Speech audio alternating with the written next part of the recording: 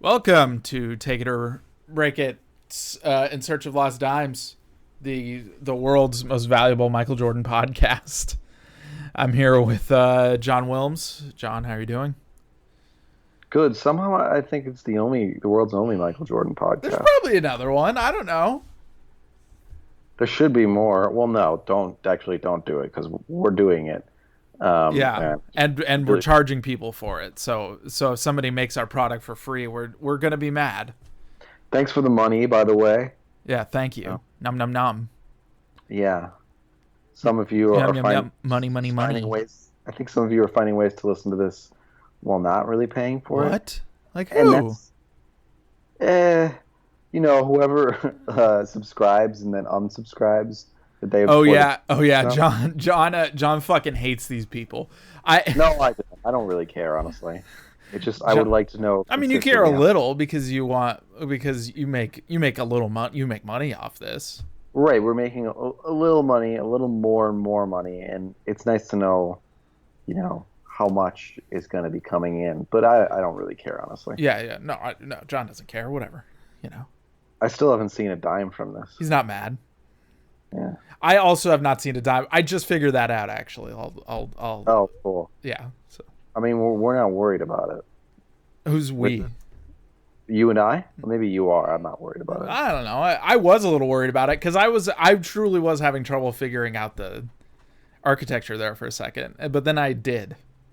Then you read some Frank Lloyd Wright books, and now we got the what's the famous Frank Lloyd Wright house with the waterfall. Falling water. Now we got the falling water going on, except it's money that's falling into our laps, baby. Yeah. Ow ow. Yeah. Awooga. Cha-ching. Cha-ching. Boy yo yo yo yo yo yoing. The boys are back in town Yeah. yet again. Awooga. Hey, how are you doing? What's going on? I'm all right.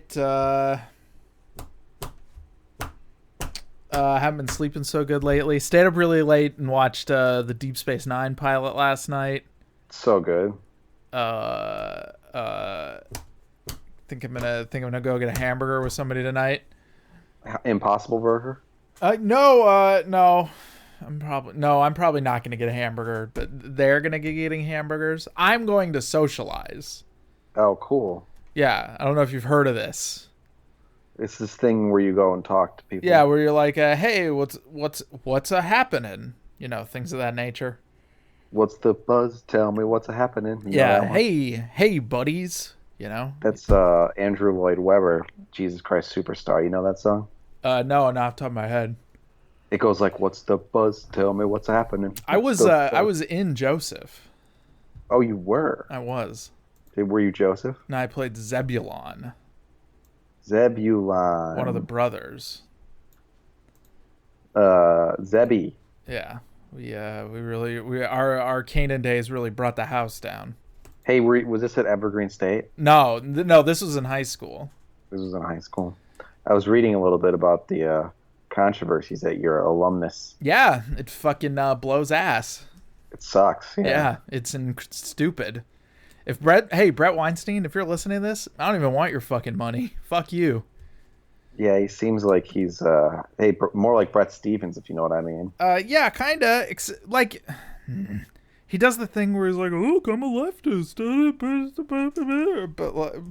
but if you are, dude, then don't go on Fox News. Like, there's only so many goddamn rules to this thing. Yeah, no, he's. Oh, I'm getting so mad about it. Sorry.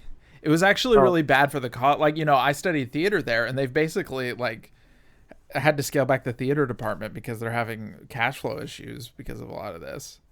People aren't dying to apply there at this point. Yeah, apparently it's incredibly stupid. Hey, go to Evergreen.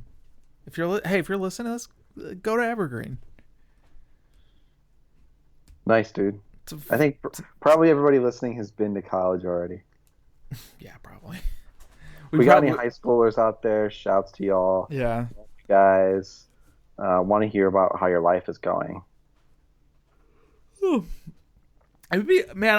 I mean, I can imagine a high schooler listening to Take It or Break It. It's pretty profane, but Yeah, they'd be like, dude, they talk about sex on this podcast. Yeah, they talk about eating ass a troubling amount. A troubling amount for Yeah. sure. John here is out of town. He's Yeah, on yeah. vacation. Where are you, Johnny? I'm still in Chattanooga. Tomorrow I'm going to Asheville. He's in Tennessee, Yeah. the country music South, we like to call it. I'm worried that I have poison ivy. Oh, why? I've just been outside a lot and my finger's really itchy. There's no like, it doesn't look any different though. Yeah, it kind of sounds like you're being a hypochondriac, Wilms. Well, yeah, yeah. That's established. I am one of those. I went hiking, or not hiking, climbing, hiked and then climbed outdoors yesterday. Mm-hmm. I never been climbing outdoors, only at climbing gyms before. Mm-hmm. It was fun. Cool. I was a bit of a little bitch about the whole thing though. Oh, it was fun, but you were a little bitch about it. I have a bit of a fear of heights, which sucks because I actually really enjoy the act of climbing. It's Uh-huh. fun. But I'm afraid of heights. At the gym I go to, there's a fatty, there's like a climbing wall treadmill. A climbing wall treadmill. Yeah, That's this wasn't a particularly interesting tangent, I suppose. When I went to Evergreen, they had like a fatty ass climbing room. You know, they had a what now? a fatty ass climbing room in the gym. Oh, cool. Yeah, Cool. it was Yeah. it was fatty ass. I went tubing for the first time as well while I was out. All right, now we get it, Wilms. You're a man of the earth now. Is that it? Kinda. I got like a quintessential tubing sunburn Where'd you have a dinner last night? last night. Well, we got Chick-fil-A because we were gonna make food, but Wow. climbing took a while. Who'd you vote? Did you manage to get any voting done while you were down there? Or? No, I wanna clear the air about that. Uh-huh. It's time to admit that I voted for Trump. No, I'm just kidding. But there are a lot more progressive people down here than people might assume. Well, look, I know, but it's just hard to hear this and not think. Especially when I first got here, though, like I'm like going to certain parties and stuff, and pretty much everybody has a Southern accent. My friends from Chicago, who I'm staying with, so they don't, and they have a few other friends who aren't from here, but mostly like Southern accents, very Southern sensibilities, and I'm thinking a lot like, did you vote for Trump? I'm thinking about that in like pretty much every conversation I'm having, but most of the conversations last long enough. Because that's the thing everybody talks about now, right?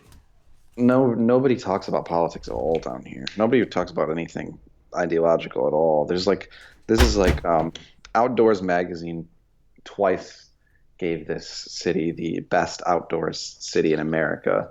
So people are just like, they're hiking and stuff. They're not thinking about ideology. They're hiking. They're eating trail mix. They're doing outdoor sex acts. Right, yeah. Finding tree houses constructed entirely by God to do fellatio in. Make love. A lot of dogs. I feel like people have too many kids. Well, yeah. Everybody has a dog. Everybody has a dog. Yeah. I mean, are you like okay with that, or? Yeah, everybody has dog and like kids and stuff. No kids where I'm staying, but there is a puppy, and he's kind of a bad boy. I mean, just in the way that all puppies are, but it's kind of stressing me out. It making me realize I'm a very selfish person. Because I'm here like, oh my God, this fucking dog needs to pee again. Jesus Christ, Come on, Wilbs. Open your heart to the needs of dogs. I refuse. You refuse? Yeah, my heart is for me, dude. Like, all right. I don't see why I should have to share that shit. Unfucking believable, this guy. All right. What are we talking about this week, John? So anyway, we didn't do a game this week because John's out and about. Yeah, but we got plenty to talk about. Yeah, and didn't want to, and we couldn't. And John usually does the research end of this. We're just gonna be describing our bodies Yeah. instead. All right, I'm gonna start with my big toe. It's white. There's If it was a basketball player, which basketball player would you say your big toe is? 100% Chris Mullin. Okay, cool. Because it has a crew cut. Yeah, it does. It's actually kind of unnerving. Yeah, it's kind of fucked up. I can't believe Chris Mullin still has a crew cut. Chris Mullin is in one of the videos we watched. He is, very briefly, yeah. Very brief appearance from the Molster, as they call him. Yeah, big moles. Yeah.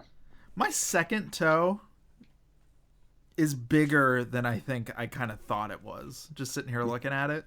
You think that when Chris Mullin was asked certain questions over the course of his career, he would say, "Let me mold that one over."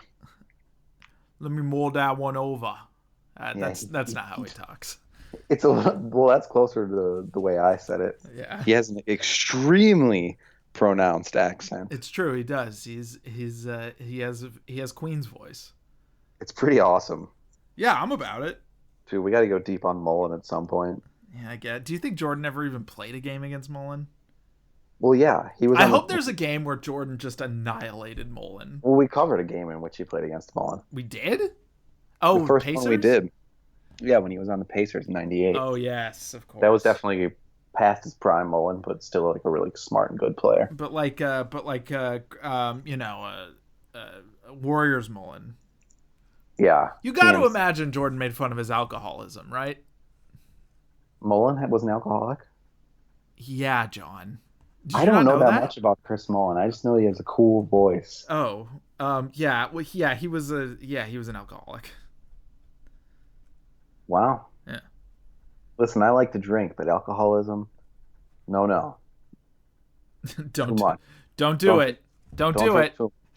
Don't drink too much. Hey, come on. Don't have alcoholism. Don't do it. So what we're talking about this week is something that Corbin's been wanting to talk about. To be clear, I also want to talk about this. Probably not as much as Corbin does. Wow. But you could say this is probably true, right? I don't know, probably. Probably. I'm interested in it. In part because we Michael Jordan is me and John both think he's the best basketball player who ever lived. But his sort of meta cultural importance really does sit in the fact that he completely transformed the way that athletes sell things. Yes, and the way that athletes make money off selling things. So we're talking about ads that are featuring Michael Jordan. We're only talking about a certain first phase. We're breaking it down. We're talking about early Michael Jordan ads. We're going to do that. We're going to do when he was in his first run of titles there, and then we're going to talk about the second run of titles in two separate episodes after that. And then we're going to spend an entire episode talking about the commercial where he has a Hitler mustache. Well, I don't know if we can spend a whole episode. I could probably spend a whole episode talking about the commercial where Michael Jordan had a Hitler mustache.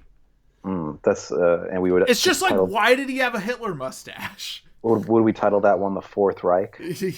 Yes, probably. And it isn't only that. Why was everybody on that set too cowardly to say, "Hey, Mike"? Love what you're doing with your facial hair, but there's some connotations. So the first ad, I want to talk to people who worked on that ad and say, did you guys know? I'm sorry. Well, we're not doing that episode yet. No, we're not. We're not. Let's not talk about it. But okay. I want to. You might have an order in mind, but I do want to start with a particular ad. Oh, really? I was going to go chronologically. I sent them to you chronologically. Sure, but I just want to talk about the one that isn't a Michael Jordan ad. Oh, of course. Go ahead. So one of the ads that Corbin put together in his dossier is a Converse ad. Got a real ding-dong battle here. He dribbles across center court, shoots, and in she goes.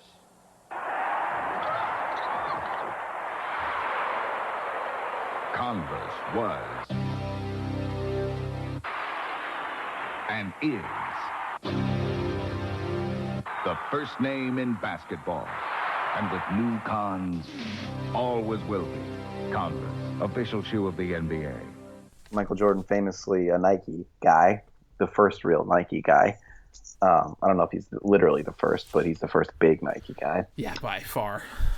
And so Corbin included this Converse ad from up to the point when Michael Jordan started doing ads for Nike. Nike was primarily a boutique running shoe firm.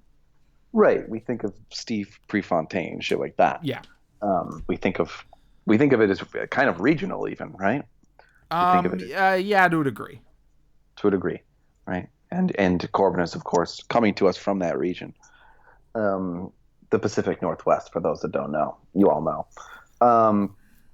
Converse, kind of more historically, the dominant basketball shoe, right?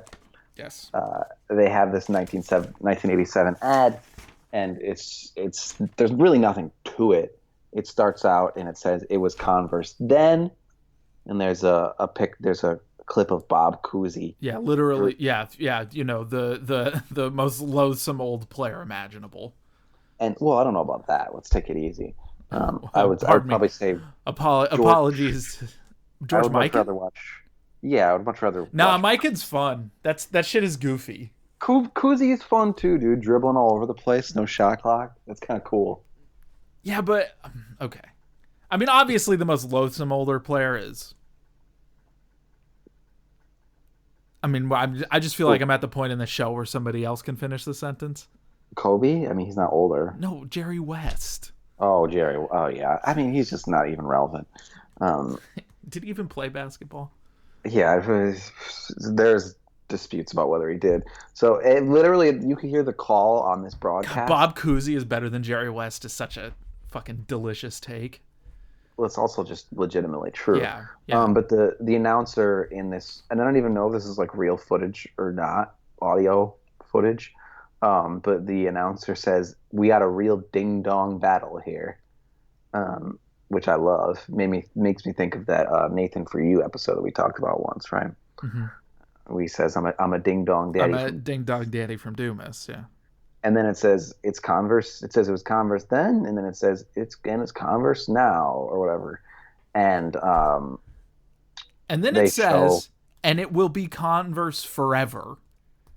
Right, and the sort of only proof that they offer for this is some footage. This is all they're really working with, right? Is actual NBA. Yeah, there is nothing that anybody is making in a studio in this. It's just footage of McHale, Bird, Isaiah Thomas, I believe, and Magic Johnson, just like doing plays. Yeah, and this is sort of see the laziness. Hideous synth music, by the way. And literally in the ad, they're like, it was Converse then, it's Converse now, and it's always going to be Converse, you motherfuckers. So I don't know if I agree that the synth music is as hideous as you think it is. Okay. There are a lot of aesthetic disagreements coming in this episode. I can feel it in my bones. But there's one thing I suspect we'll be united on, but it's just sort of lazy. And at the bottom of the screen in the end of the ad, it says Converse is the official shoe of the NBA. Yeah. And now, so that's the thing. They have exclusive rights to use these highlights, right? So they're using that. It's almost sort of a handicap, though, that they're the official shoe of the NBA and they have these exclusive highlight usage rights. Yeah, because right? They get to crank out these fucking, ESPN ass highlight reel commercials and just be like, whatever, it's fine. Who gives a fuck? It's fun enough to watch, but it's not. It's not that Don Draper. That's the thing. It's perfectly fun to watch. Watching highlight packages is fun. It's not a fucking commercial, though. No, it's not anything special in that regard, and so it's very easy to see the blind spot that they're leaving, which is massive. Yes. It's when you watch it, like me and John have watched 20 ads with Michael Jordan in them for this. When you watch it, it's almost immediately you're like, oh, I see why Nike dominated these guys. They were not trying. they went to town on to the point where on- Converse is now owned by Nike. Like, they literally own them. yes. And it's That's very how thoroughly Converse got destroyed. They just aren't doing anything to go after what is meaningful about these players to people, right? And Nike, because they don't have this. I mean, yeah, I hate to say this, especially Bird, like. Right, exactly. Like, he means a lot to people. Yeah, and Magic for that matter. I mean, Magic, sort of sold himself, but like, if you don't watch Larry Bird and not realize that there's all kinds of dog whistly commercials you can make about him, like, why are you even in advertising? Yeah, let's make basketball great again. That would have been a great campaign. Yeah. It would have been effective. I don't know if I would have gotten it behind it morally. Yeah, it would have been completely hideous. Don't get me wrong. But I mean, if I was a corporate executive and therefore, systematic, amoral, yeah, bereft of morality, I would have said, "Hey, let's go ahead with that ad campaign." Yeah, let's put the red hat on Larry Bird, and they'll be like, "Red hat? What the fuck are you talking about?" And they'll be like, "Don't worry, you'll fucking see. You'll see. Give it 20 years. Give it 30 years. 30 years. God damn, time, man. Time is crazy. Yeah, whoa. I watched the episode of Deep Space Nine where Cisco has to explain time to aliens who don't have it. Tight. Yeah, it was actually, yeah. I mean, it rules. So anyway, enter Michael Jordan. It's clear in all of these ads that they have they're not even particularly well written or crafted ads, right? But they just go so much further than this Converse shit. I don't even know if I quite agree with that first statement you made, but we'll get to it. Have way more of that Don Draper touch, right? They have way more of that they're just sort of, I would say, somewhat savagely going after the collective imagination. They're just like, boom, like we know how much like this guy means to you, and we're going to fucking play it up so hard, and you're gonna fucking want to buy our shit. And lo and behold, for almost all of his sponsors, this was very much true. Almost. Almost. There's one where apparently, well, we already mentioned it, right? The Hitler mustache brand. Hanes.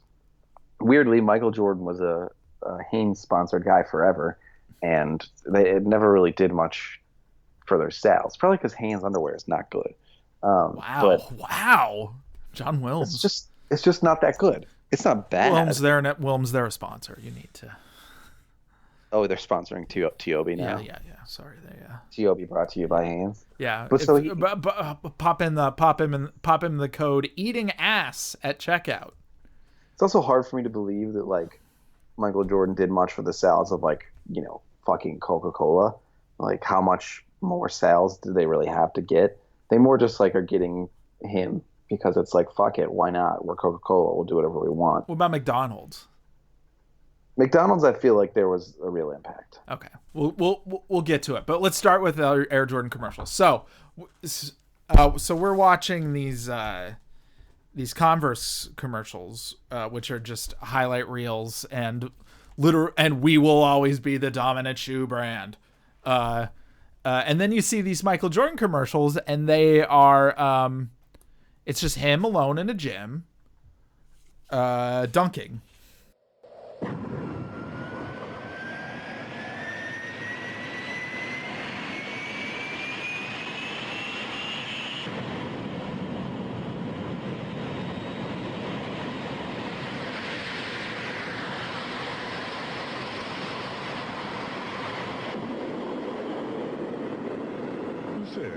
Man was not meant to fly.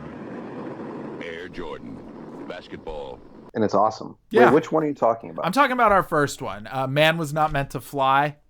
Yeah. And is that where they have like airplane sound effects and shit? Yes, I believe that is the case. Yes. There are a number of these actually, where they're just like all they really do is use the juxtaposition of Michael Jordan with like. Yes, early on, I think that we have the full breadth of Jordan now, and me and John, and I think a lot of the audience probably think about him as like a turnaround artist, the ass bully he would later become.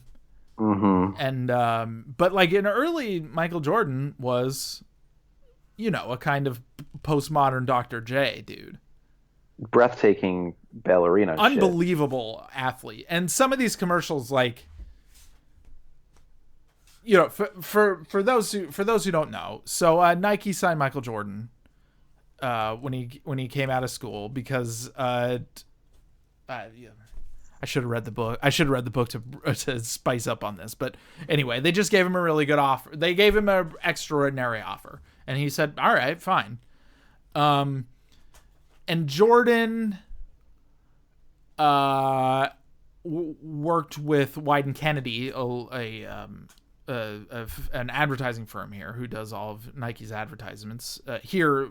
I mean, Portland, and they went really hard on doing things that were filmmakery, and in these early commercials, especially, the emphasis is on Michael Jordan as sort of a physical being. Yes, his abilities in the air, right? I think like dunking has definitely long been an art form at this point. Got guys I think Dr. J probably. Dr. J, Daryl Dawkins, plenty of guys who have like really put style into dunks. Dr. J to an extent. Dominique is in the league at this point. Yes, I'm sorry, not Dominique. Dr. J had done this to an extent, but nobody had really made being in the air into an art form the way that Jordan did on these breakaways and as a player in slam dunk contests. And so some of these early Nike ads are really just taking advantage of showing this guy in slow motion in the air, how much he can contort his body, how much different stuff he can do. Right, I remember hearing some old broadcaster being like, "It's like he could have a cup of coffee up there," and filming that in slow motion is truly breathtaking, and especially if you got somebody who really knows how to use a camera, right? My personal favorite of all of these earlier Nike ads is one that's called, what's it called? It's All in the Imagination. That one is so tight. Don't recall. It starts out with this like fucking furious like slap bass.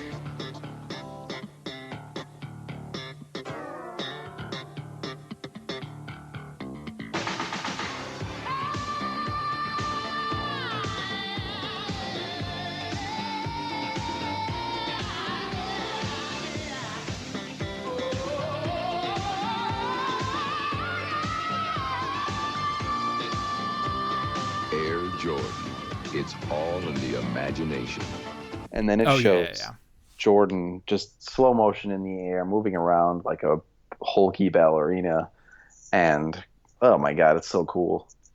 And something else I think that in that commercial in particular, you don't see the shoes that much.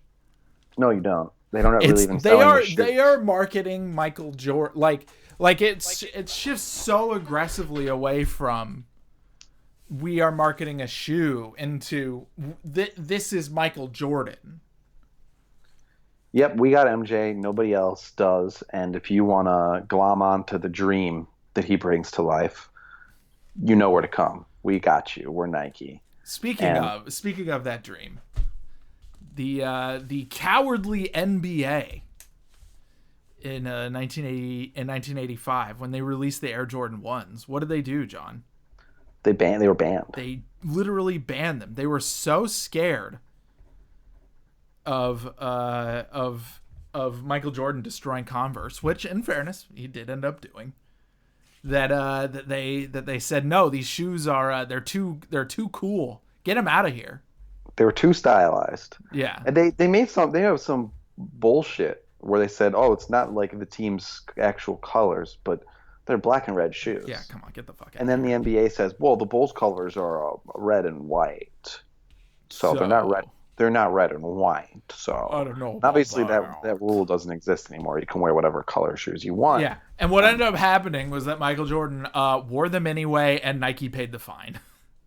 Which that was a good business decision. Yes, and yes, and there's a commercial in here that's literally just.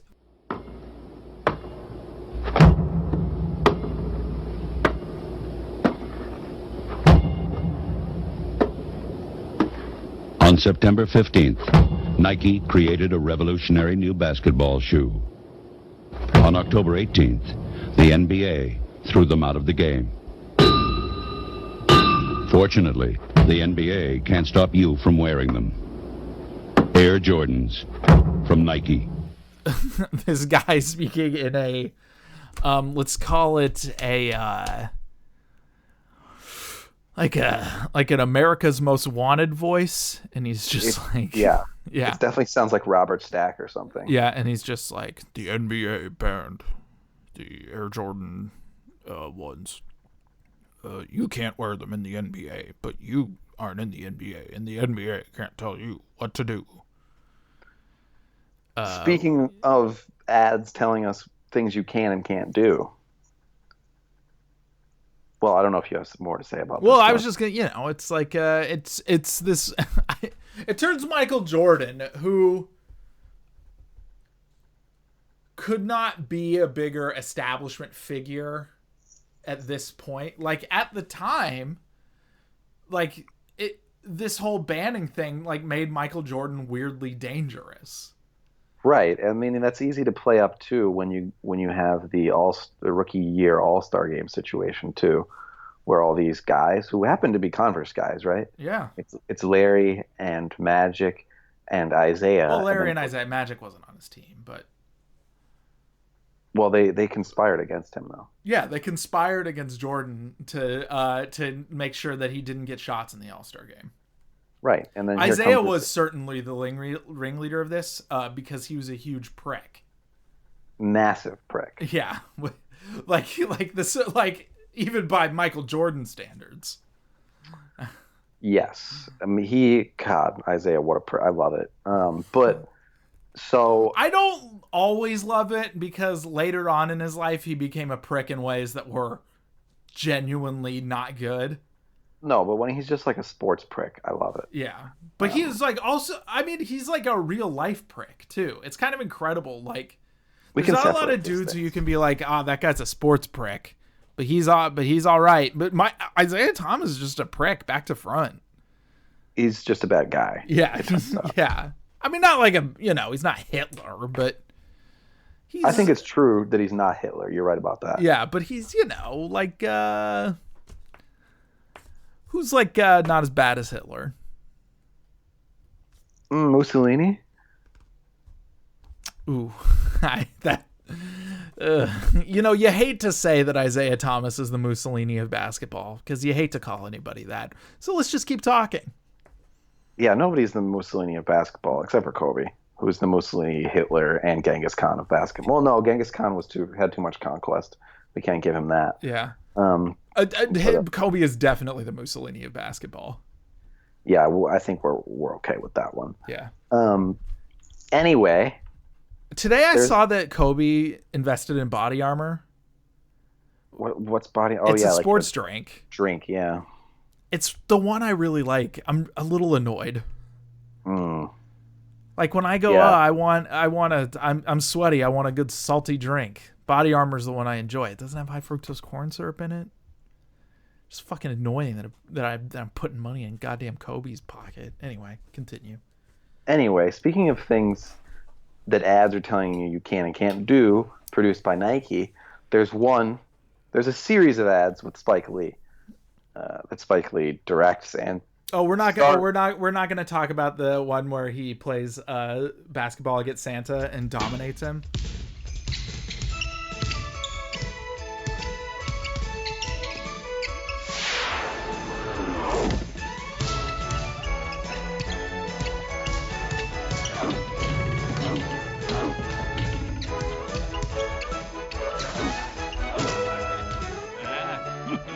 Think Air Jordan this season. By Nike. We can get to that. Okay. Right. But Spike Lee revives his character from his. We'll start with Spike Lee. 1986 movie She's Gotta Have It. I have not seen She's Gotta Have It. I have not either. Yeah. Mars Blackman, though, who is by all visions that I've had of him, basically like a very motor-mouthed hype beast. from the 80s. Yes, a sort of African American dweeb boy. Mars Blackman here again. You know, nobody in the world can cover my main man, Michael Jordan. Nobody. Nobody.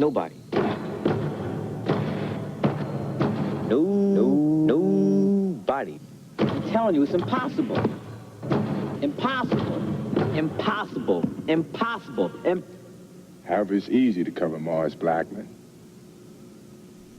And he just says, like, Mars Blackman here. And he's in all these black and white commercials. For those who don't know, Spike Lee is playing Mars Blackman, the famous Spike director. Lee is Mars Blackman. Yeah, he isn't not Mars Blackman. I haven't seen his new movie yet. Have you, John? No, what is it? Klansman. Yeah, Black Klansman. Yeah. No, I suspect that I would probably enjoy it, but it also, like, romanticizes police officers. So I suspect it's not going to romanticize police officers that much. Well, apparently you didn't watch Inside Man. Yeah, Inside Man fucking rules, though. Don't hate. I'm not hating. I'm just... That movie's so good. Don't fucking sit around here and act like you don't like Inside Man. No, I love it. But that's just, like, clearly I mean, there is actually a lot of ideology in it, but it's, like, very much like a big-time blockbuster that is just, like, purely entertaining. I think Black Klansman is pretty overtly ideological. It's so fucking annoying on a certain level that they don't just let Spike Lee make Inside Man movies. And part of it might be that sometimes it seems like maybe he doesn't want to do it that much. But Inside Man is just like the best. I have a hard time. The whole Spike Lee thing where, like, why doesn't he just have a, free range? He should make whatever he wants. I personally just want to make movies about basketball all the time because I think he's good at it and I like them. But like, He's Got Game is one of my favorite movies. I've not seen He's Got Game, so sounds like an oversight. Yeah, it does. My apologies to Spike Lee. In any event, Mars Blackman, Spike Lee's Malcolm X is incredible. So good. Spike Lee's character, who ends up being way more famous in these ads than he ever was in the movie that spawned him. Just sort of, how would you describe the relationship between Jordan and Mars Blackman in these ads? Well, Mars Blackman is really into Jordan, and Jordan's like, nah, this guy's all right. Yo, it's the Michael Jordan Flight School. Learn how to increase your hang time. Learn how to dazzle defenses. Learn how to wear really great sneakers. Learn how to sign lots of autographs. Learn how to stick your tongue out during the game. Learn how to play golf during the off-season. Learn how to make the All-Star team. Learn how to star in lots of commercials. For details, call us. Operators and standing by now. Jordan Flight School, not affiliated with the American Institute of Aeronautics and Astronautics, void or prohibited. Man, where do I sign up? I want to star in a lot of commercials. I want to increase my hang time. Yeah, he's got, like, a definite sort of bemused indifference to him. Yes. Yeah. I mean, Jordan is really, it has to be said, Jordan is really fucking incredible at being in commercials. Oh yeah, he just knows exactly how to be simple and confident in these things. Yeah, it is honest. It's like watching Da Vinci on a certain level. Like there isn't an athlete who's better at being in commercial. Like LeBron, God, he tries. He really does, but like he's too neurotic. Yeah, exactly. Like LeBron is constantly feeling the weight of something. Jordan is not feeling the weight of anything. Yeah, there's that. This is not the first and not the last time I'll mention Mad Men during this episode, but there's that. I believe it's the pilot episode of Mad Men where they're really stressed out about how to advertise cigarettes because a really damning body of research has just come out about the negative health impact of smoking cigarettes. And Don Draper comes up with this ad campaign where they just say about Lucky Strike cigarettes, they're toasted. That's it, right? It's like you don't mention anything. You don't respond to the research. You don't mention anything about that. You just mention enthusiastically a trait that exists about these cigarettes. And he goes on this whole speech about this where he's like, what do you want the ad to tell you? What are we trying to say?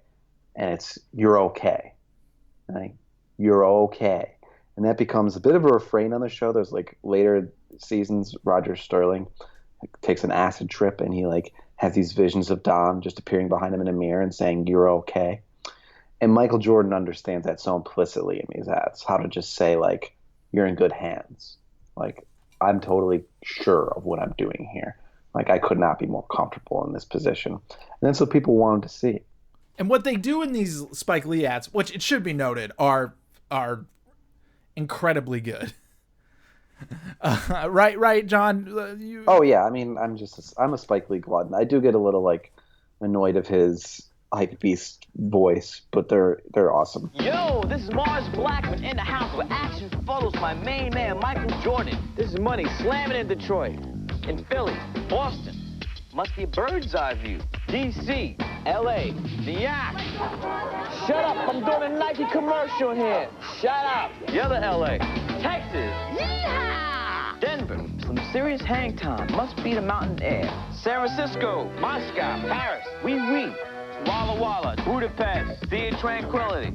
Yeah, they're extremely good. Yeah, Spike Lee is good at making moving pictures.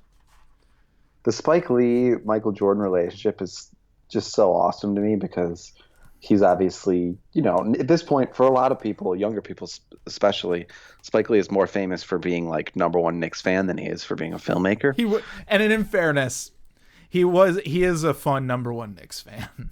Oh, he's incredible. It's that I love it. But so he's, you know what? Shout out to Spike Lee for his #1 Knicks fandom. It really does add a lot to the product. Oh, it's incredible. His relationship with Jordan is amazing because he collaborates with him and he reveres him entirely. But then Jordan just comes into his stadium and dashes his hopes over and over again.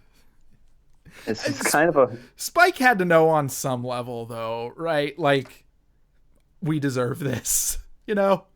Yeah, I mean, at the very least, he knew that it's not going to happen. Yeah, like we're not gonna beat this guy. There's a little bit of, I think maybe he actually had hopes that they would beat Jordan in the 90s. That's why he hated Reggie so much, probably, right? Because Jordan wasn't in the league at the time. Yeah, he's like, we're supposed to beat you guys. We're supposed to beat the Pacers, and they did once, and then they lost them once, if I recall correctly. Yeah.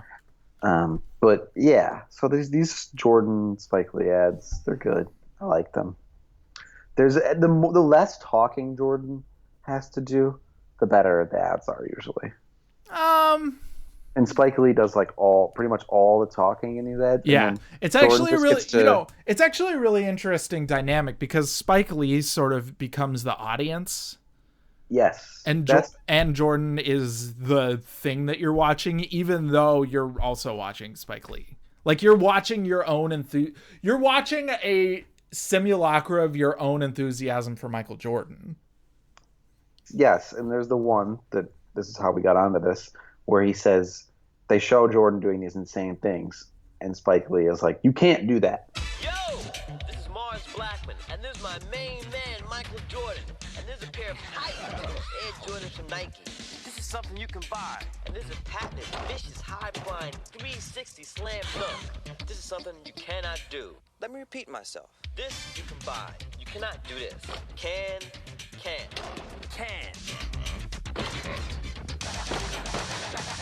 No! You can buy these shoes. Yeah. It's a real like laying out the thing of all advertising thing, you know? Yeah, it's kind of bold in that way. It's very meta and very like transparent. But the style is just like so good that you're just like, fuck yeah, like I want them anyway. Like I want those shoes. There's also one where he's standing on Michael Jordan's shoes and he's shoulders, and he's like, I got hang time by wearing Michael Jordan's shoes, but he's just standing on Jordan's shoulders, and then Jordan walks away and leaves him hanging on the rim. Do you know who the best player in the game is? Me, Mars Blackman. And I'm way above the rim, demonstrating some serious hang time. Very serious. Do you know how I get up for my game? Do you know? That's right. Air Jordan, Air Jordan, Air Jordan. Mike, what's up? Oh, money. Why you want to do that to me? Why you leave me hanging? Come on. I got it.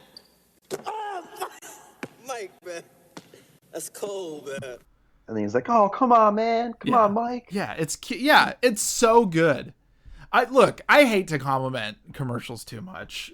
I want to make this clear. And I swear to God, I'm going to rag on some of these things. I swear to God, I'm going to be like, nah, this is just a capitalist plot on one or two of these things. But these Spike Lee commercials are fucking good, dude. Yo, Mars Blackman, here with Aladdin's lamp.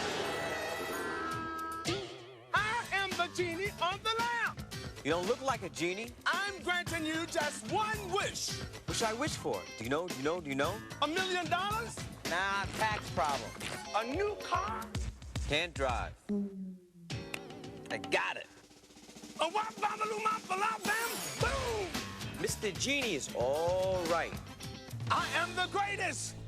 Pretty good. They're not among my favorite. The one that just says it's all about the imagination is probably my favorite because you got that crazy slap bass. You got this big chorus that comes in. They're like, oh, and it's just like Michael contorting midair in slow motion. It's perfect. It's just like a blast of humanity and power. Those are pretty good. But the Nike ones are all at least pretty good. Yes. Well, do we think the Santa one is any good? No, it's not. But okay. Santa one blows. The Santa one blows. There's one where he is playing against Santa. Right, they're playing Deck the Halls. He dominates Santa. He just crushes him, dunking left and right.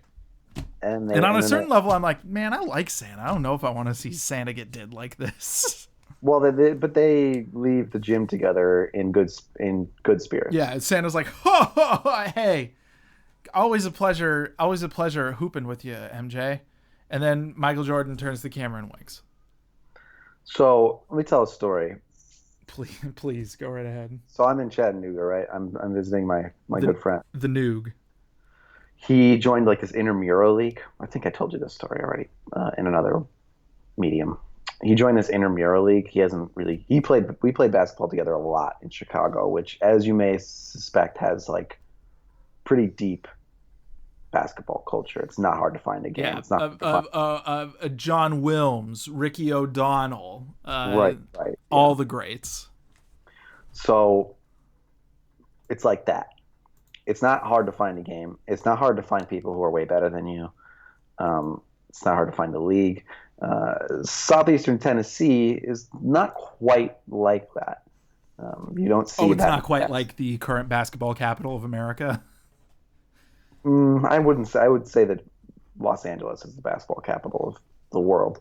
But my apologies to Los Angeles. But yeah, Chicago's in terms of playing second, recreationally, probably second. I would say that it's better than New York for that. But in any event, so he joins a team. He doesn't know anybody to play with. He's lived here for like a year and a half or something. The team is called Free Agents 01. So just a bunch of random dudes who didn't have a team who signed up and got thrown together. They go out there and play against what has to be the best team in the league. Look like they played together for, years. And there are at least a couple black guys in every team. This team is all black guys. Like 5 of them can dunk. They end up beating my friend's team 97-62. And they're doing like breakaway windmills and stuff. I am just like, whoa, like this is sick. Like this is awesome. These are like the most incredible non-professional players I've ever seen. I kind of came in there thinking like, oh, like you can't show me something I haven't seen. Like I watched like street games in Chicago. These guys were unbelievable. And so when Santa walks out of that gym with Jordan just being like, hey, what am I gonna do? You're Michael Jordan, you beat me. That was kind of how I felt. You felt like Santa? Yeah, I was just like, man, I feel like I've been gifted something. I got some free entertainment. You guys are incredible. Like, thank you for showing me that. What a sweet boy Wilms is. It was really something. Like you can't really.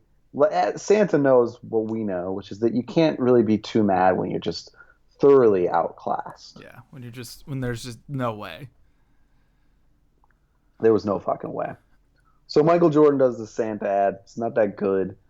It's the only Nike ad we watched that isn't at least kind of good, right? Yeah, I'd say. Most of the Nike ads we ended up watching are Mars Blackman ads. They're all excellent.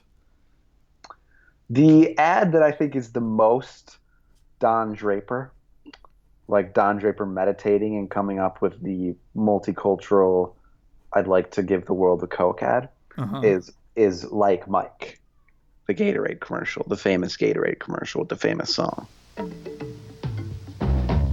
Sometimes I dream that he is me. You got to see that's how I dream to be. A dream I move, a dream I groove. Like Mike, if I could be like Mike, I'm gonna be like Mike. Like Mike, if I could be like Mike, be like Mike. If I could be like Mike. Okay. You have this like it starts like these sort of African drums, and then like this big bass comes in, and this guy starts singing. It's not a cappella because there's instruments, but it's a very a cappella kind of style about how he wants to be like Mike, and they show all these little kids doing shitty layups, trying terrible to imitate, garbage layups. Trying to imitate. These kids are fucking nightmares on the layup line. Trying to imitate, good-naturedly trying to imitate, and good-naturedly failing immensely at imitating the artistry. Don't even fucking try. Don't even try to imitate the artistry of Michael Jordan. No, but we all have, of course. Fucking piece of shit! We've all been on our driveways. I'll kill you! We've all been on our driveways, like being our own announcer, like Michael Jordan goes to the hoop with 3 seconds left. And this ad really gets to that and really has these sort of multicultural and global intentions. It's globalist, Mike. Alex Jones hates this ad. Alex Jones, this is actually what started Alex Jones on his path, was when he saw the Gatorade ad campaign, Be Like Mike. And he said, I don't want to be like Mike. And he's just gotten worse. I know that we're saying this as a joke, but tell me that couldn't possibly be the case. It's pure evil! They're taking your intellect and your soul and giving you Michael Jordan and Bieber. Unlock your human potential! Oh, it could totally be the case. I like to think of a lot of these Michael Jordan moments. I think it's much easier to think of LeBron James moments in this vein, but a lot of these Michael Jordan moments as like, who did this radicalize as reactionary and racist? Because like the black excellence is just so thorough. It's just like so demonstrative and dominant. And when you see him just like, I don't know, ruining Craig Elo's soul. Yeah. Craig Elo deserved that shit though, right? I think we talked to David Roth a week ago too. We talked about the Shaq dunking on Chris Dudley moment. That probably radicalized someone. No, it probably radicalized Chris Dudley. Well, yeah, because he ran for governor as a Republican. Yeah, like not long after that happened, he got dunked on, he fell to the ground, and he thought, we gotta gut the welfare state. White people got to take it back. Yeah. Yep, that's what he got on. But yeah, so the Gatorade ad, I think, is the most, at least of the ones we watched today, the most sort of dream capturing ambition of any of these commercials. And it does really well because it captures all of the little kids, whether you are one or were one, who went on a driveway and you were your own announcer and played out that fantasy. We all pretended we were Michael Jordan on our driveway at some point. Yeah, while we were masturbating. Yeah, exactly. Yeah. And so Gatorade thus becomes the post onanism drink of choice, right? The sort of refresher for after you've caused semen to leave your body. Mm-hmm. Yeah. Autonomously. Yeah. Not when somebody jerks you off. That's it, No, you get a nice glass of wine after that. Fucking somebody and being like, I'm MJ, I'm MJ. I mean, that's certainly something that people have done before. I mean, that's certainly something Kobe's done. So. Oh, that's the only thing he's done. Yeah. What about this Coke ad where they're kids in the treehouse? Yeah. So, did you bring the Coca-Cola Classic? Billy was supposed to. Not me. Michael! Michael! Billy forgot the Coca-Cola Classic! Coming right up! Can't beat it.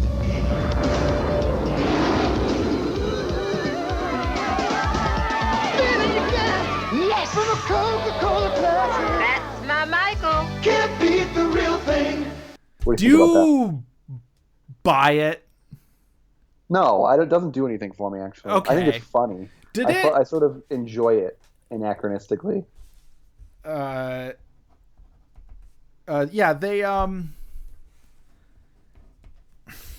there's something. Okay, so part of the thing about a lot of these early Jordan commercials is that there is sort of a sense of them still trying to feel out what kind of dude he is in these things, right? Right, and there's also the ones that are like not doing that at all are the ones that are just like, look at this guy go, and they're getting him to do like dunks in an empty gym. And he's in a Mars Blackman commercial, and like he's sort of if he's either, you know, the icon of Jordan, or he's like subtly roasting Mars Blackman, which feels very true to the Michael Jordan we know. But the ones where he's like there's one where it's a commercial for local Chevrolet dealerships. Listen to the heartbeat of America.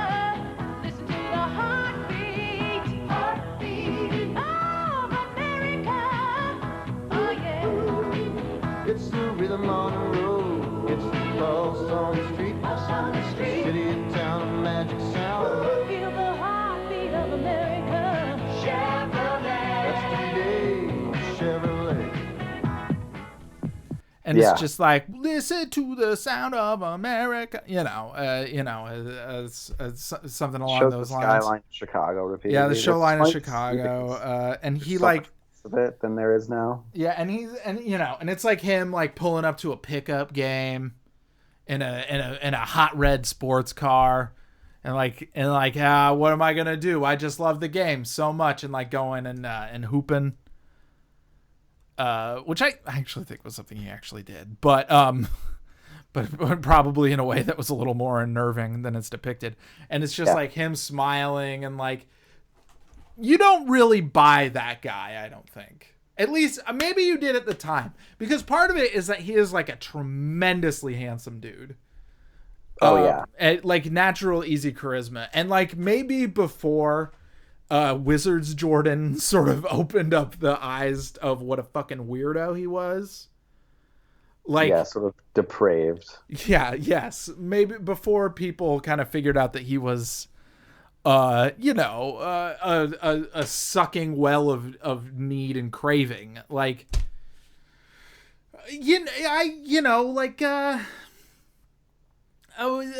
maybe people bought it back then, but I can't view it with that context. You know what I mean?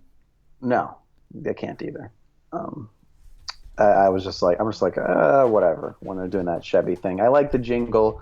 I'm kind of a big fan of jingles, and a lot of these ads have them. I'm so happy to hear that. Did you see the African American hair products one on there? Michael Jordan used to be a superstar. Now I'm an ultra star. Is Ultra Star. Ultra Wave Is ultra star. Ultra Smooth Is ultra star. Ultra Clean Is ultra star.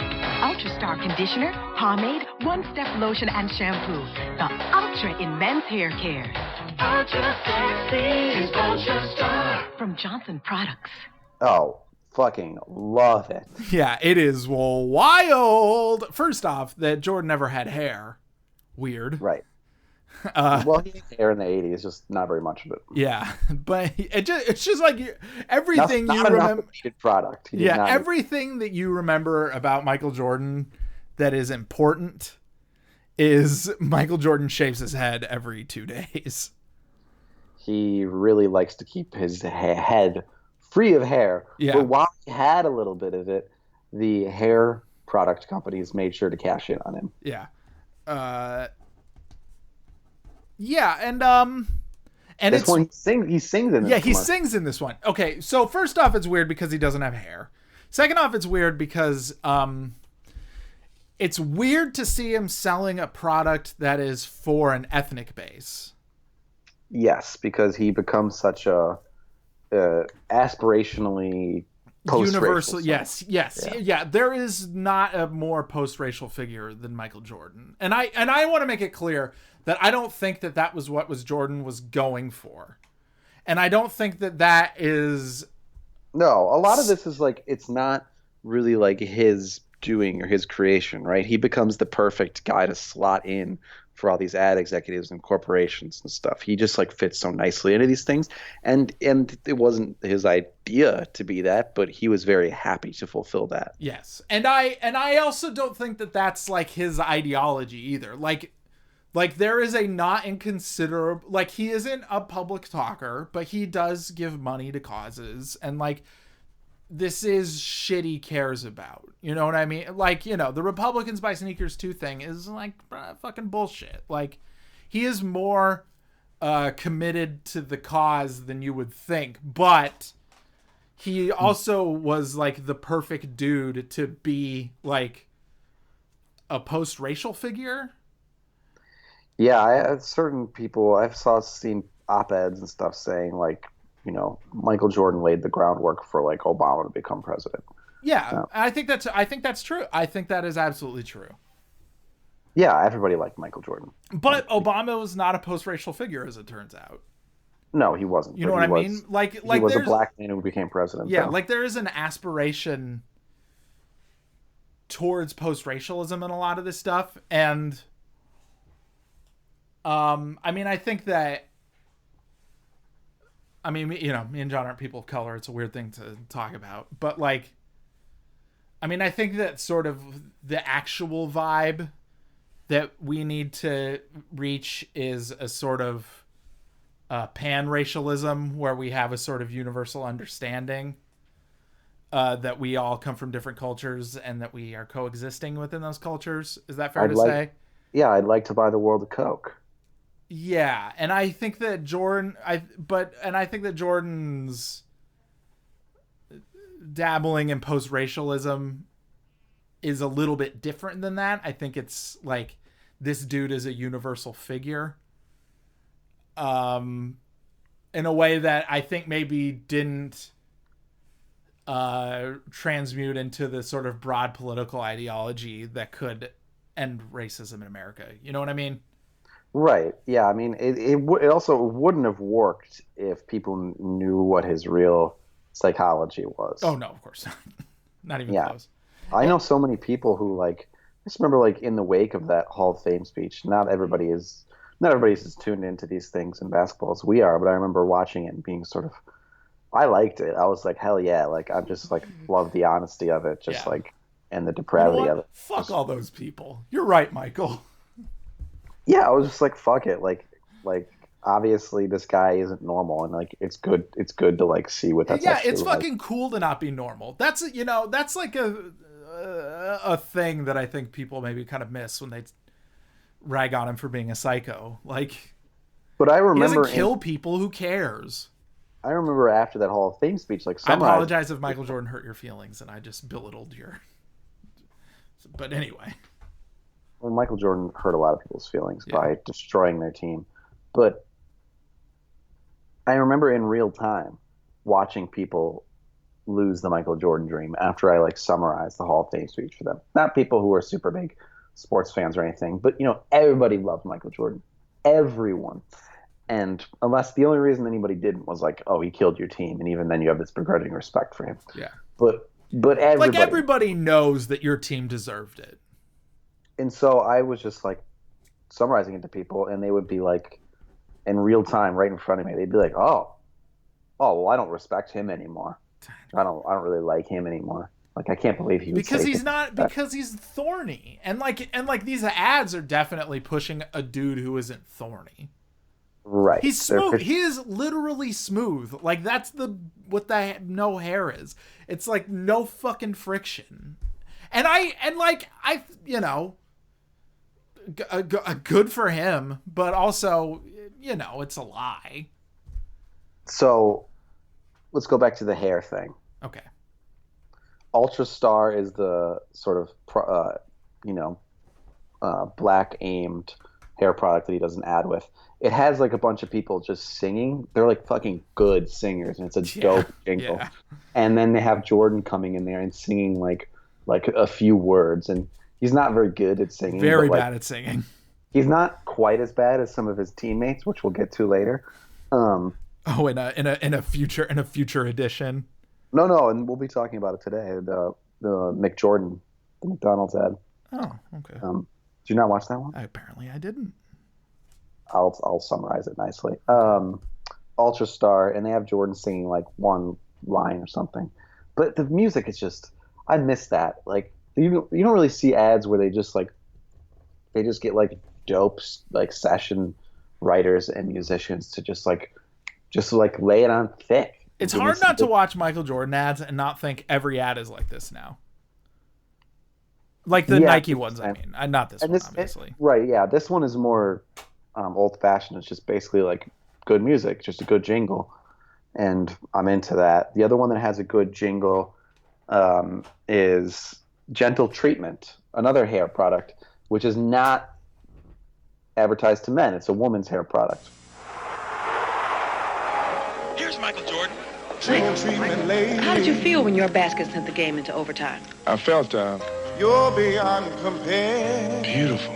'Cause gentle treatment is the one that relaxes and repairs for soft, smooth, silky hair. Can I do a star on you and your beautiful hair? Well, What's your name? Gentle treatment for fine to medium hair and gentle treatment extra for coarse resistant hair from Johnson Products. Oh yeah, this commercial fucking rules. It's Michael Jordan getting interviewed by a reporter, and and then he like takes a fancy to her and is like, "Hey, let's go on a date." He says like, "Why don't we do a story on your hair? It's beautiful." And it rules. It's so good. He takes her aside, and the music is fucking awesome. It's just like this sort of slow keyboard ballad, and this guy singing, and he sings like, "You're beyond compare, gentle treatment will take care of your hair." Honestly, man, it really is a shame Michael Jordan didn't keep going down the women want to bang me road in these commercials. Dude. So that's what I mean, women did want to bang him. You know why? Because he's fucking unbelievable looking.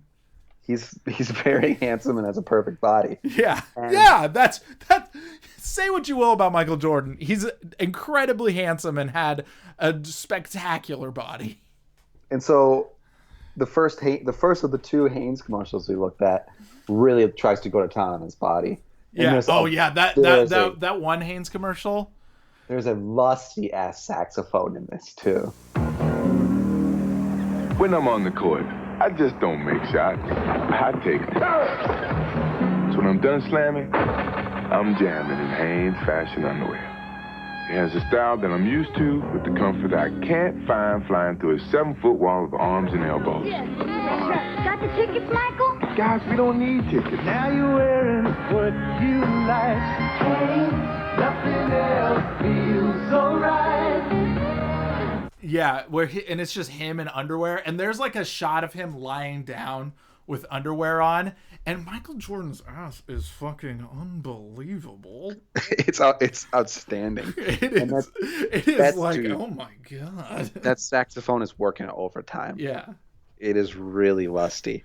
And I think the thing is that like women did want to bang Jordan, but in this sort of iconic like star fucking kind of way. I think that women who actually knew Jordan and his teammates and other basketball players wanted to fuck him less than the other guys, right? Yeah, the famous story, of course, is Madonna getting with Pippen, and Jordan being like, when are you gonna come on, when are you gonna get with the MVP? And she's just like, nah, like I'm good. Scotty's doing everything that a woman could ask for. Yeah. Which as we've been doing this project, I've kind of turned on Scottie Pippen a little, but yeah, but he's a much better lover than it's Michael. good to know he's incredible at sex, though. Congrats, my dude. He's probably pretty tender. Like glue guys, Pippen is more than a glue guy. Yeah, but is like other things beyond being a glue guy, right? Like he is a glue guy. But look, who do you want to fuck, Durant or Iguodala? Iguodala, absolutely. There's no question about it. Curry or Clay? Come on. Clay. Well, actually, Curry, he's a one-woman man, but he's very selfless in a lot of ways, Steph Curry. I think he'd be kind of tender. I think he'd be on the low a good lover. Right. Yeah. I think there are nights when he's a little needy and egomaniacal. Yeah. In the bedroom, though. Yeah. He's like, I'm Steve Nash and Reggie Miller. Like there are nights like that for him. Man, Steve Nash, Reggie Miller, that's a real who fucks better conundrum right there. Ooh. We'll have to revisit. The second of the Haynes ads is incredibly creepy. The one with his dad.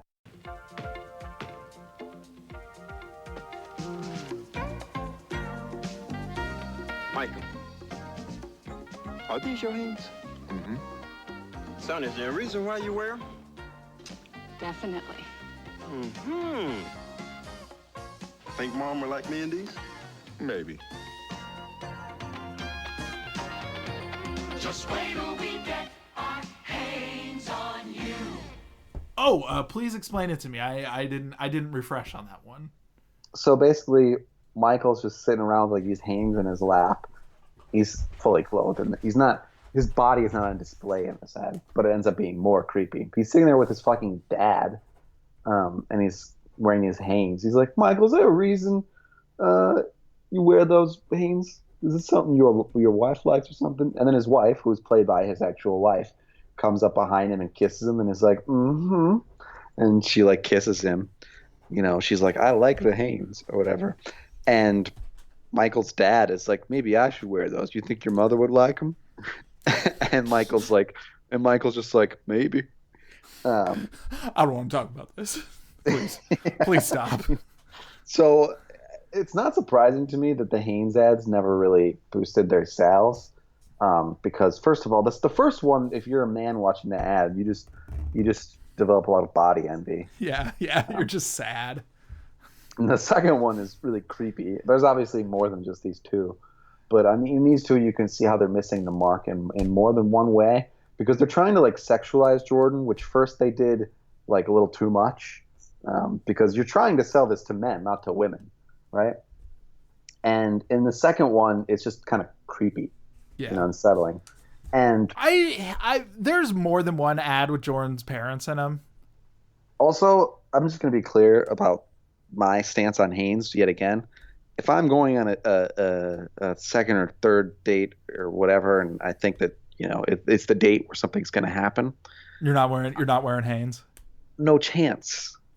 You're wearing. 0% I mean, you're chance. wearing green boxers with gold dollar signs on them. Right. I'm buying them from Wyatt Coke's boutique. Oh yeah. Your good friend. My good flush ginger friend. Yeah. Hey, I'm Wyatt. a flush ginger friend. What the fuck? Well, you're number 2 on my list. Oh, come. It's cold. Wyatt's number 1. That's fucking cold, dude. Well, you've seen the guy, right? Yeah, in fairness, he's a real party animal. He's a treat. So the Hanes ads don't really work. Except for the one where he has a Hitler mustache, but we're not talking about this week. We're not talking about that. We also watched some Wheaties ads. I tell my son, before you go off to play, you better eat a good breakfast. Experts recommend whole grain. Wheaties has it. These cereals don't. So if you want to get your whole grain, better listen to your mom. Better eat your Wheaties. Quit stealing my line. Yeah, mostly I would call moderately interesting. Hard to. There's one with I understand that nutrition is different now, and that like we have opinions about carbs they didn't have back then. It is hard not to watch those Wheaties ads and not think this motherfucker doesn't really eat Wheaties, right? I mean, he might have.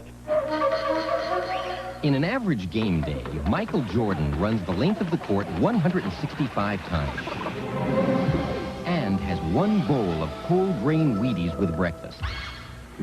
Wheaties sticks with you. It's hearty, whole grain wheat with all the bran. You think some airy, lightweight cereal could satisfy you like that? Better get a solid start. You better eat your Wheaties. Michael didn't really get into truly taking care of his body and stuff until the 90s. Is that true? What about I think what about when he broke his foot and then he got with Tim Grover?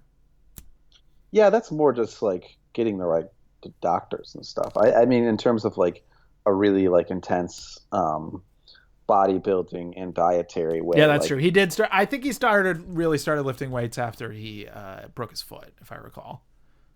Yeah, well, I mean, he was noticeably way stronger after he makes his return than he ever was before, because he's not the same sort of athlete. He's still probably one of the best athletes in the league when he returns, if not the best. Oh yeah. But it's not, the gap is not nearly as large as it used to be. Yeah. And Michael Jordan, incredible at athleticism. And he relies, as we know, in the last 3 championships of the Bulls, way more on craft and strength than just purely overwhelming people with athleticism. So anyway, the Wheaties commercials, one of them, the voiceover sort of disses on other cereals. They say you don't want to eat some airy lightweight cereal. Yeah, what are they even fucking referring to, by the way? I don't know. Yeah, corn puffs, corn pops. I don't. Cheerios. I don't know. Yeah, I can't even figure out what they're nodding towards. Well, the subtext is that Cheerios are for pussies, I guess. Yeah. And then there's the McDonald's. There's some McDonald's ads that we're going to be talking about. Let's talk about the McDonald's. All right, go right ahead. Let me check my notes. Well, I'll summarize the one that apparently you didn't watch, which is actually, I said there was only one ad that doesn't include Jordan, but there's actually only one ad that isn't even about Jordan. There are 2 ads that don't include Jordan that we watched. The second one is a McDonald's ad for a limited availability burger called the McJordan. LA is feeling blue. Detroit's the same way too. Cause only one team can repeat, and only one town gets to eat. The McJordan special now is back in town. It's some awfully good eating. That's why it bears repeating. The McJordan special is back in town. McDonald's today.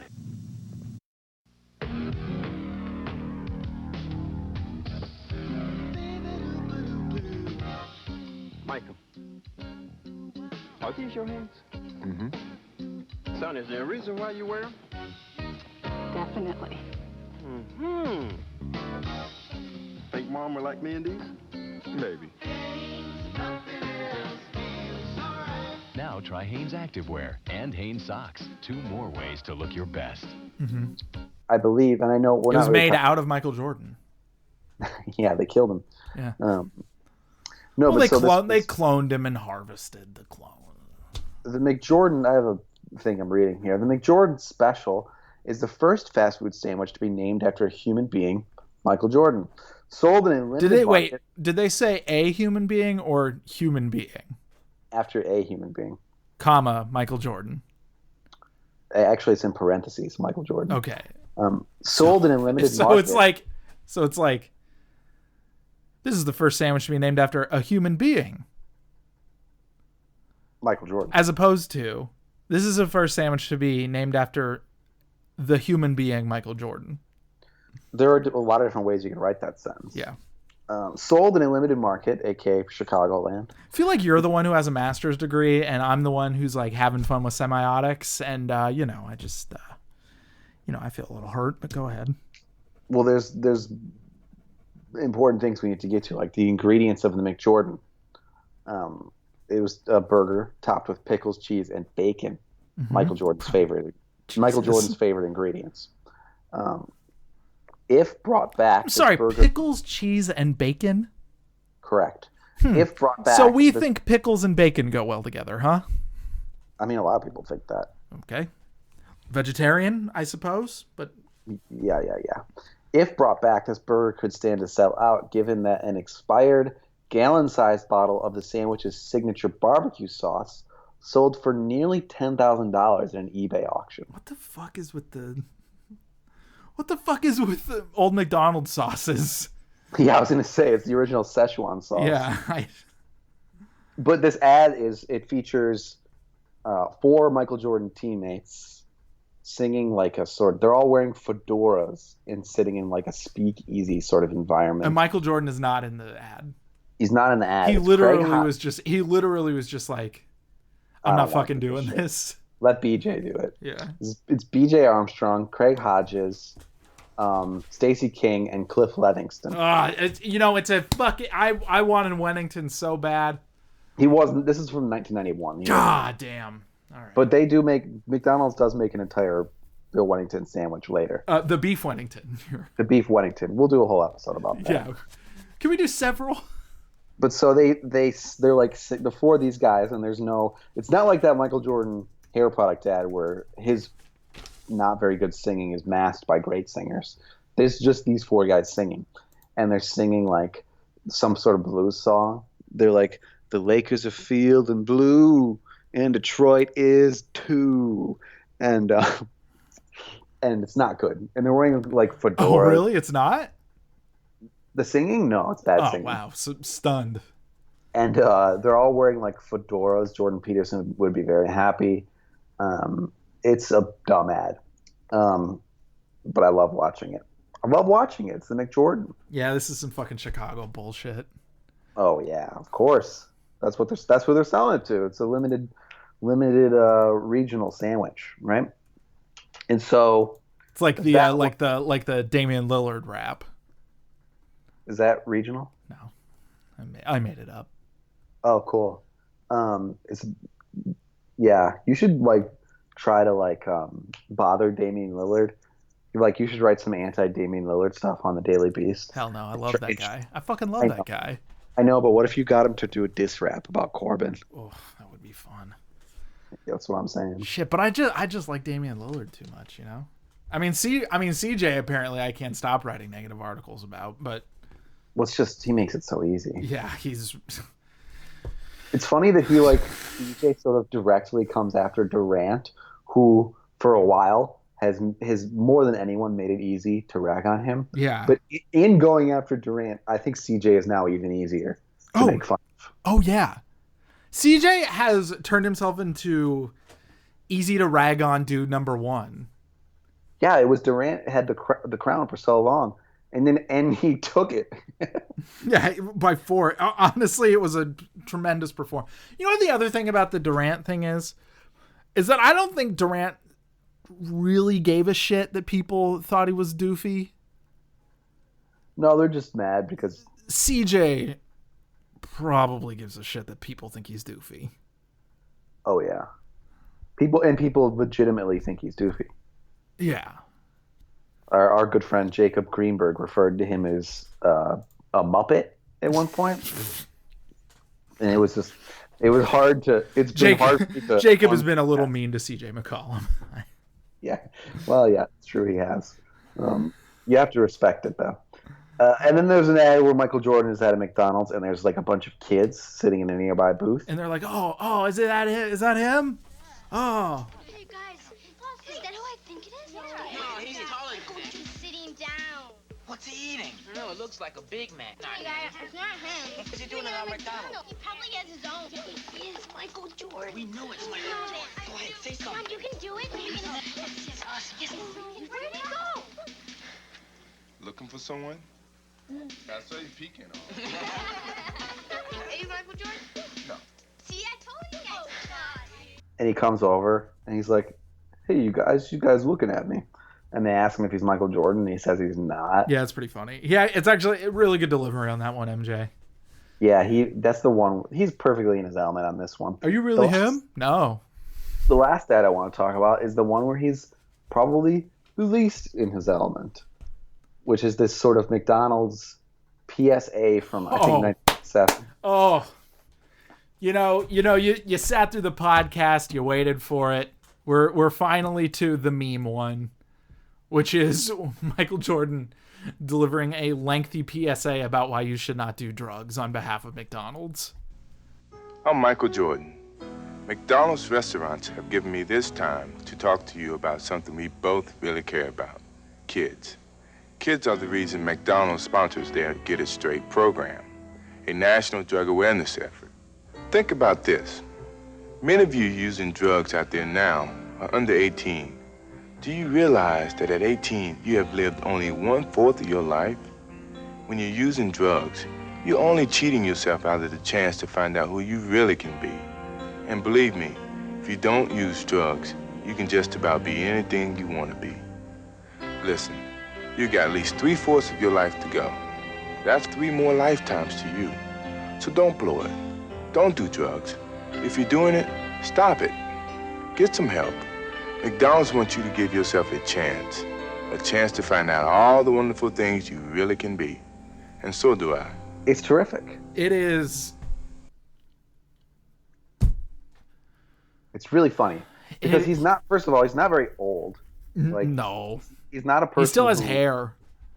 He still has hair. Like, he's not not a lot. It's also the commercial where you're most like, I see why that guy shaved his fucking head.